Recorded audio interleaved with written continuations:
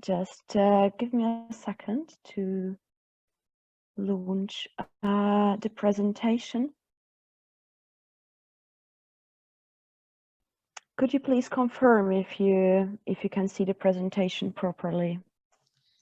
Yes, but it is not in a presentation mode. Yes, this is what I'm trying to do, and it seems to, my computer seems to be a bit slow. I don't understand why. Just a second.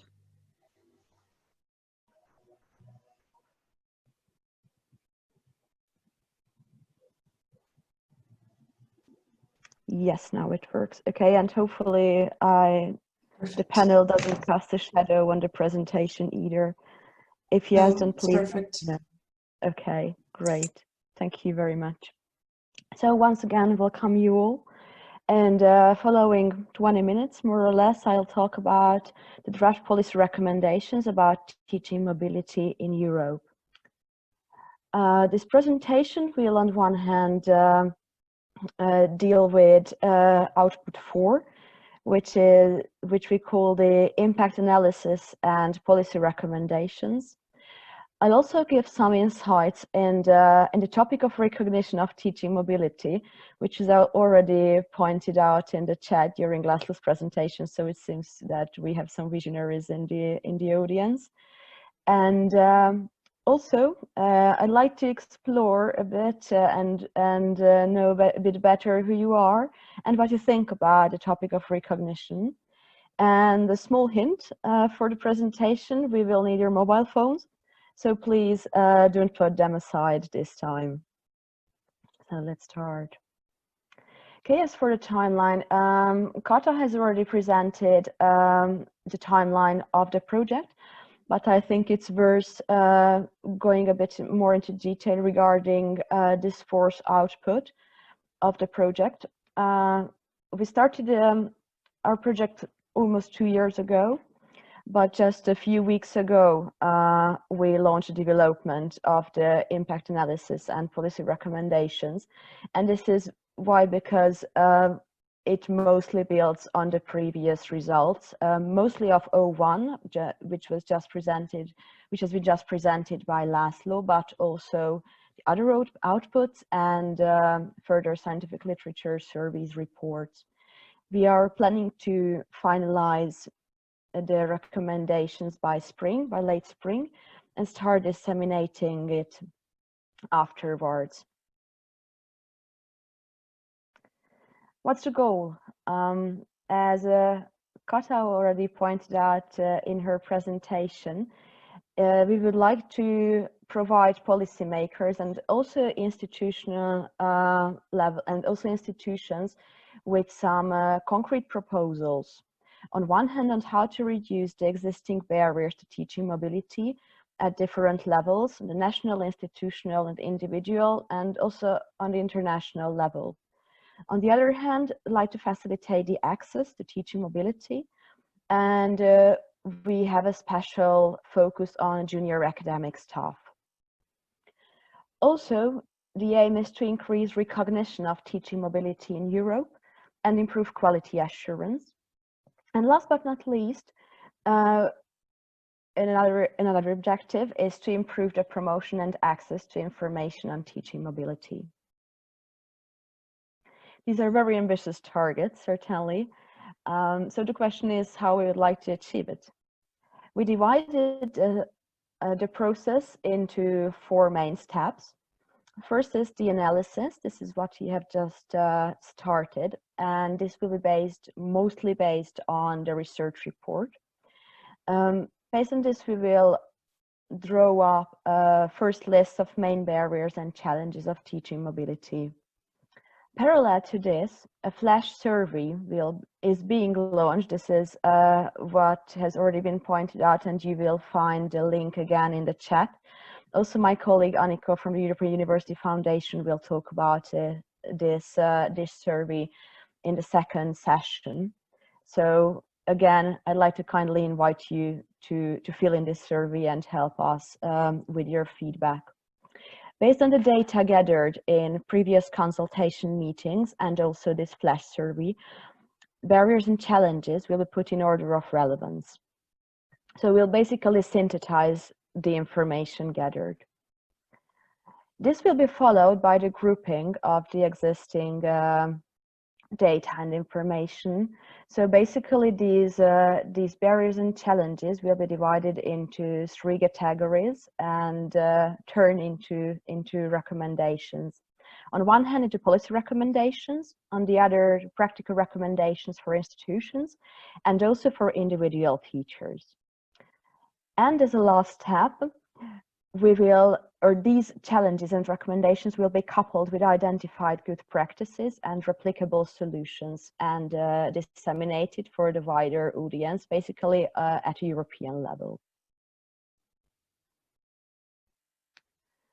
And now I'd like to talk a bit about the research report and its implications for the policy recommendations. I guess you might have already the impression based on Laszlo's presentation that this research report is very comprehensive. So it would be really challenging to talk about just the relevant aspects for the policy recommendations. And that's why when I was preparing for this presentation, I was wondering which aspect to talk about and focus on. And I finally decided to pick the recognition of teaching mobility for several reasons. The report touches upon this issue in several cases. Also, it is included in the survey and analyzes the available reports and scientific literature in this regard, which is not much, to be honest. There's not much data available on this topic, but at the same time, the interviews reflected that there is more to see here, and this is an issue which is very important for the teaching staff, which was actually also underlined now in the questions raised in the chat. So here we can see an important finding. Almost 1/4 of the respondents said that their institution doesn't really recognize teaching mobility, and another 21% were neutral to this question. So I think it's a very clear indication that there is a lot of room for improvement in this regard. As for some other results of the research report, as I've mentioned, it analyzes the available scientific literature and also gathers some studies. There is basically, or they basically unanimously state that teaching mobility is not sufficiently recognized at the moment by the institutions. Here there is another quote from the Realize project. It's very recent.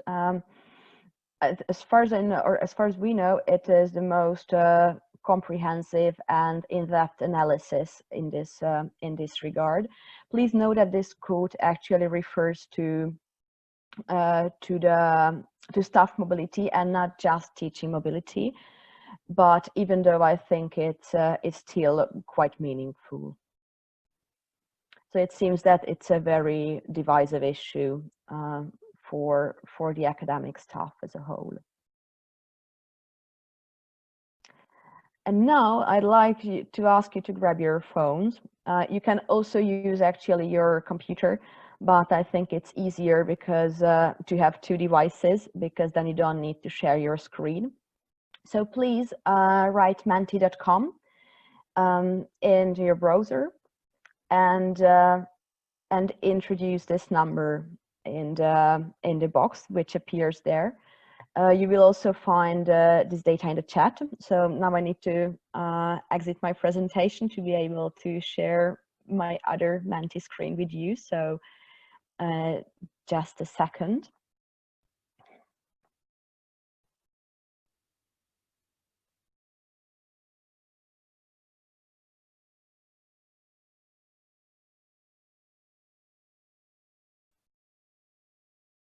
Kata, could you please let me know if it works properly? If you can see it.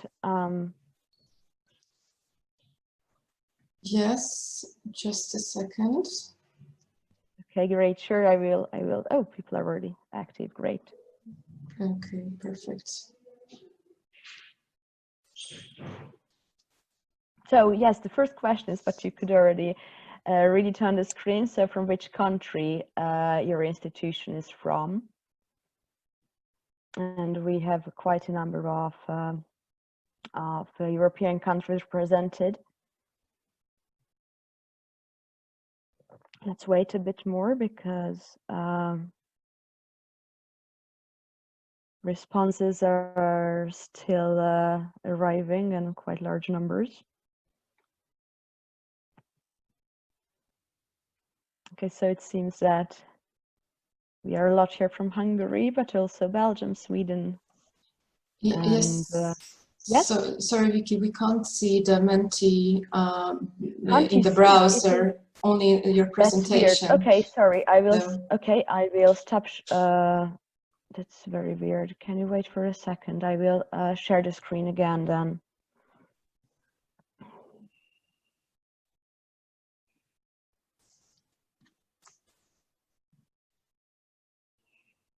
Is it working now?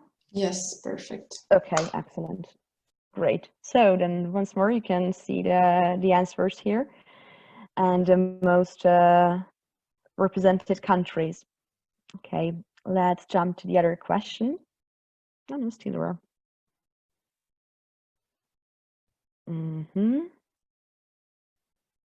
I should. Okay, and next question is, what kind of institutions do you represent? Are you from a public higher education institution, or from a private one, from an NGO, or from a public state-run organization, or a completely different one?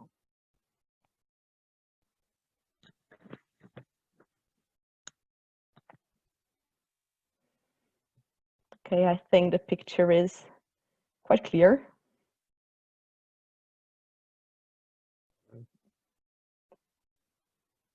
Just based on the registrations is not that surprising. Okay, let's move forward to the. No, still there are answers coming. Okay, let's move forward to the next question. So, what's your position? I'm very happy that it's not always an easy question to reply because there are multiple roles in several cases. So please select the one which you feel closer to the topic of teaching mobility.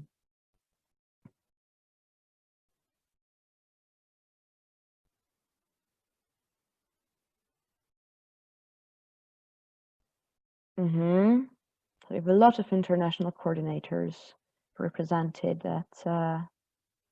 That's good to know.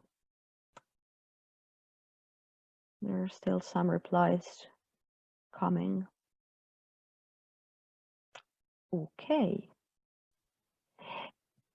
In the chat, if you would like to, please specify what other means. So I picked the most typical roles, so to say, but you can share your position in the chat. We are curious to know about these 12 participants who marked that option. Okay, let's move forward.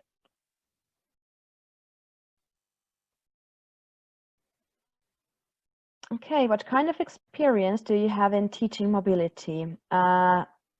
You are a teacher without experience, you're a teacher with some experience or with significant experience, or you're not a teacher but professionally engaged in teaching mobility.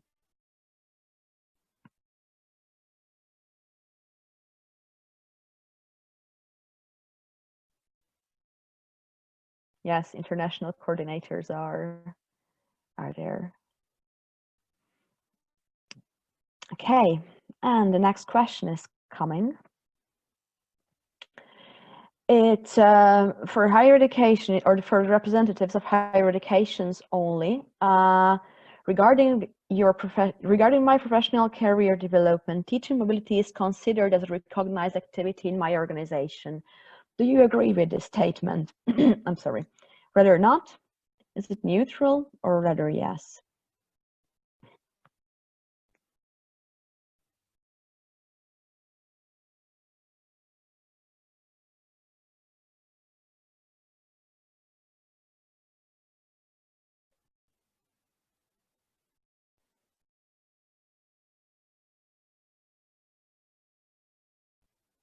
It's very interesting because the research report asked the same question in the survey.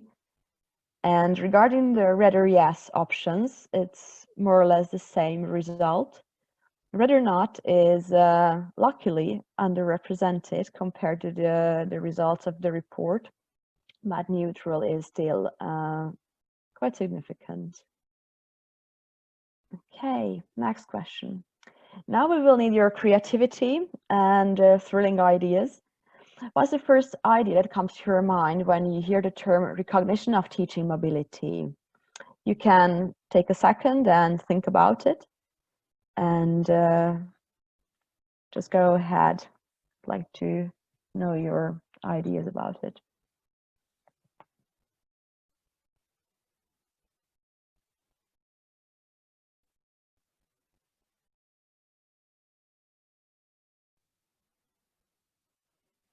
Seems that it's a more difficult question, so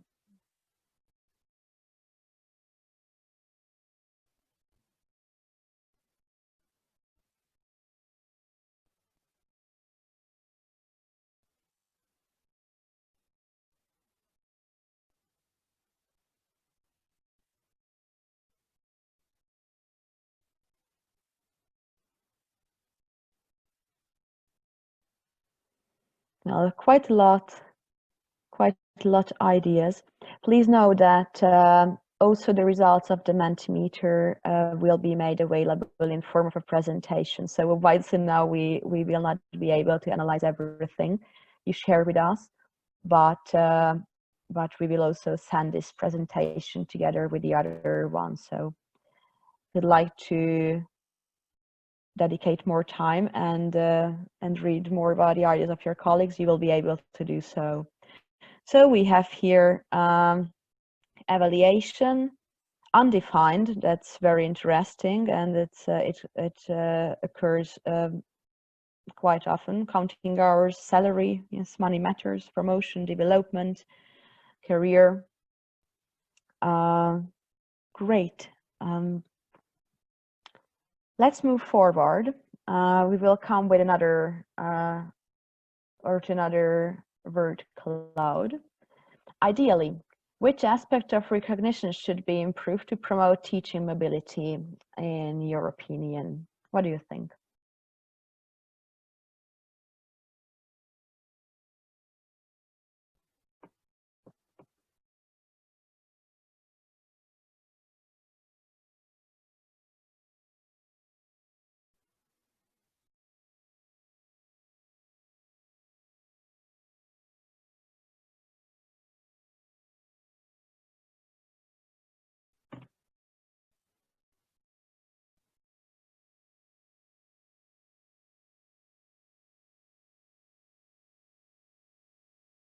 Okay, workload seems to be the most important factor, as well as career development.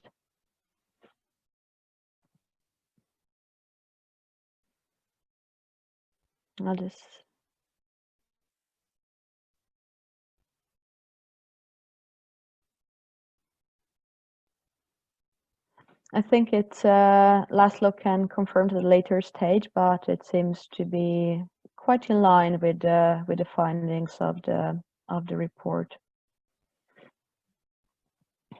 Promotion, development, premium, salary, time. Okay. There are still other replies to come.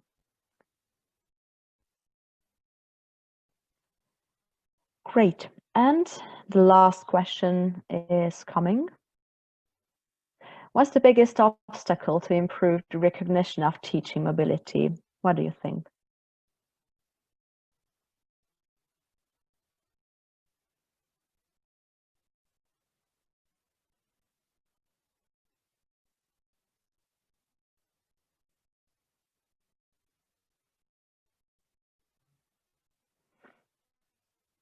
Mhm.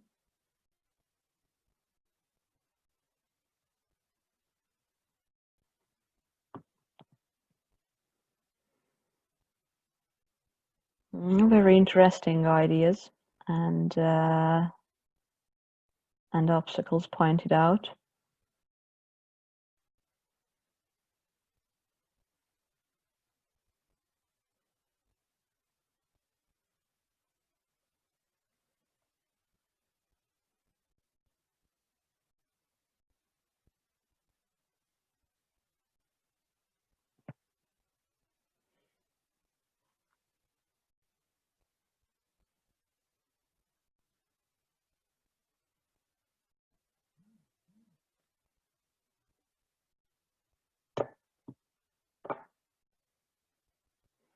Okay, I think time is the winner, definitely. But at the same time, I think it's very interesting. Several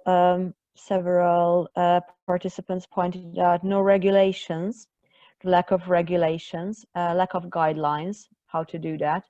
So it again shows to us and can show to higher education institutions that more could be done in this regard. Okay, now we will return to the last slide of the presentation. So I should stop sharing my screen again, just a second.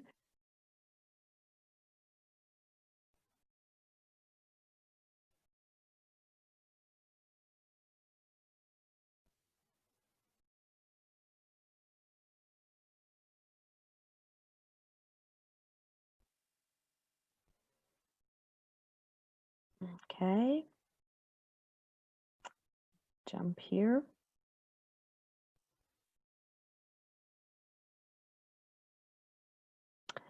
So last but not least, I will I will point out some examples of recognition. These were gathered from the Realize project I've mentioned previously. And here are some good practices. I'm very happy that you pointed out, that many of you pointed out, a lack of regulations or lack of guidelines how to recognize teaching mobility, because these are viable solutions and good practices to do that. As for the training hours, it's possible to create a scheme of recognition of international staff mobility hours, as training hours. Also, it's a very good practice to involve less international teaching staff members by defining a set of specific targets to be achieved and skills to be enhanced. One of the most one of the most interesting solution is to create a recognition table. This is a tool for the evaluation of the mobility and staff experience, giving scores to each relevant element before, during, and after the mobility, and forms to be filled out by hosting universities. And last but not least, career development is a very important objective. This is something that many of you pointed out also in the Menti survey. So institutions can define how teacher mobility benefits and can be used for career progression. So I'd like to thank you for your attention and also for your contribution. And if you have any questions or comments, then please write in the chat. Thank you. Thank you very much, Viki, for the presentation. It was really nice to see the interactivity here. It's quite a challenge to hold virtual conferences and get feedback in this way. I was really happy to see the participants being active and all the ideas. Okay, so we have 5 minutes left for the questions. I believe if the discussion will get very vivid, that we can have 5 minutes more. But of course, we don't want to cut your break too much. So there was a question from Maura Hevering from Karolinska Institute, Sweden. Which refers to the participants in Laszlo's survey. What countries were they from? So could you please, Laszlo, specify that information? Yes, I didn't mention it. There was a diagram about that that pointed out the most represented countries. But in general, we can say that nearly all European countries were involved in the questionnaire. Fairly balanced. If we are looking at the East, West, North, South European areas, but Hungary was overrepresented in the sample, and the most active countries were Slovakia, Croatia, Italy, Spain, and Sweden. Okay, thank you very much. Also, there was a vivid discussion about the recognition part, and Lisa Broadwell from University of Gothenburg was very surprised that the recognition as an obstacle wasn't in the top 5 hindrances according to research. What do you think about it? Yes, it is really important to highlight that if you see the motivational factors, for example, that this teaching mobility, and it is a speculation, we consider it as an internally motivated issue. So you are internally motivated to go on this teaching mobility, and therefore maybe this recognition is not much of an issue if you are that motivated from the inside. Of course, from practical aspects, it is important, and in different dimensions, you can see it come up. For example, regarding the perception of the results, it is always the most important negative aspect, that if there is no recognition from the side of the institution. Okay, great, thank you. I think there is a question for both. Natalie Schnuriger asked for ideas on how to advise EU and how EU programs can support the question of recognition. I know it's a tough one. Well, this is exactly something that we are trying to figure out now. So we are just really at the beginning of this journey with output 4. So I think we will definitely be able to better reply this question in spring, or at least I hope so. But I think there are many interesting ideas that come from respondents. If we have a look at the Mentimeter, I think it underlines this, and also from the data gathered during the interviews conducted by Laszlo and his team. I think that current initiatives also encourage this part, and we can learn a lot from that, referring to the European Universities project, for example. And if I can jump to another question, sorry, Kata, but I think it's related to that, regarding the COVID situation and the inclusion of the digital or virtual teaching mobilities. I think they will be on the rise, and they can be easing the barriers or the hindering factors that were presented in this research.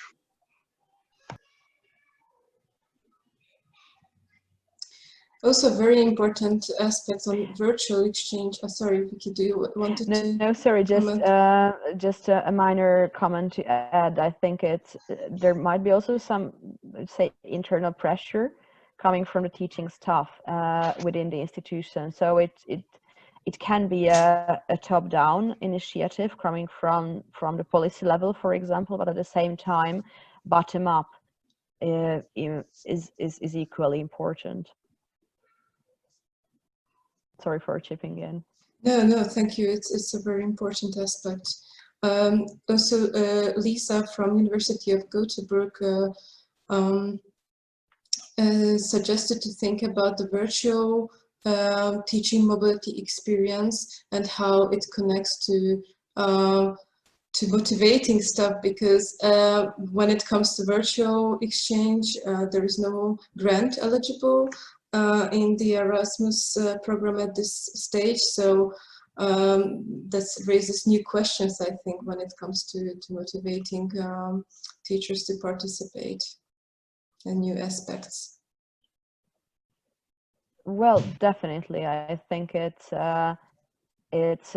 something that can be or should be also addressed at the EU level.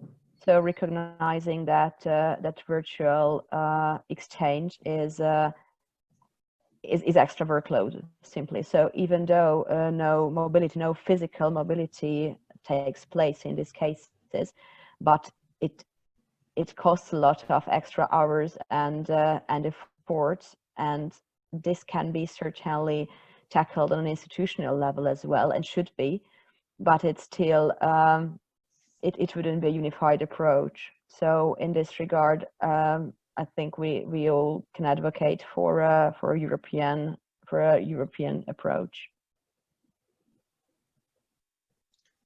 Thank you very much. I think the last question, because we are a little bit behind the schedule. Laszlo, you were talking about in the research about those who did not participate in mobility yet, and I've seen from Viki's mentee part that here are some teachers who have not been on mobility yet. Laszlo, what would you advise to them? How to start, how to get them motivated? Well, it's a good question, and I would have answered differently if we weren't in this COVID situation now, because it's now so hectic. So my advice would be disregarding this COVID situation now. So in generally speaking, because I'm one of this group who haven't participated in it yet, I think there's two groups. And as you mentioned, that in this project you're focusing on young academics, so maybe they do not have the connections that would allow them to go mobility, but try. So try to connect with people, for example, in conferences or other events, and try to set up these kinds of connections early on, and that would help them in their mobility. Well, and I think try our marketplace that we are currently developing. So that would be perhaps step one from spring or in the upcoming month. So just follow the project. Thank you very much. I couldn't agree more. Okay. And the time is up for session one. Thank you very much for all the great questions and your contribution, Viki and Laszlo, to this part. And it was really nice to elaborate in a little bit more detail and brainstorm about the recognition problem and its different aspects. So now, based on the program, we have a 15-minute break. And we will be back at 12 o'clock with a short guided exercise for a better focus, because know that such a long virtual event might be tiring. So we want our best. We want to do our best to get you refreshed and stay with us. And thank you for staying with us so far. Just to be precise, we'll continue the program at 12. And before that, 5 minutes before 12, we will start the exercise. So those who like to do some sport in the living room or in the office are welcome to join. Thank you very much. Thank you.